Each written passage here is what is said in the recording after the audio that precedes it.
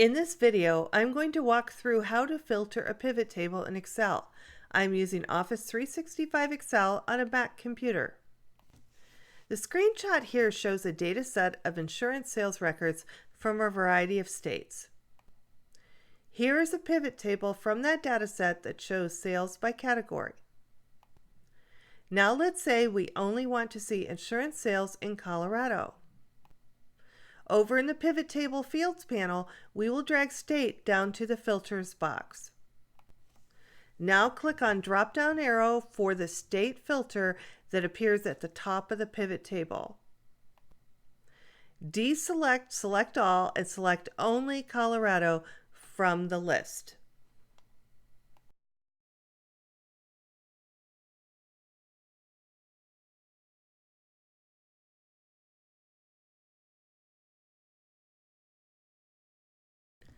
Now the pivot table shows only sales from Colorado. In the example we just saw, just one state was selected. We can also select multiple items for the filter. Say we want to see the sales from both Colorado and Florida.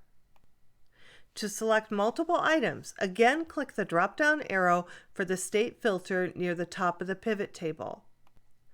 Select CO and FL. Now the pivot table only displays sales from Colorado and Florida. That's it, we are done. This video was created and narrated by Dr. Wendy Tietz and is part of the Excel Skill Builder video series. See accountingisanalytics.com for additional faculty and student resources.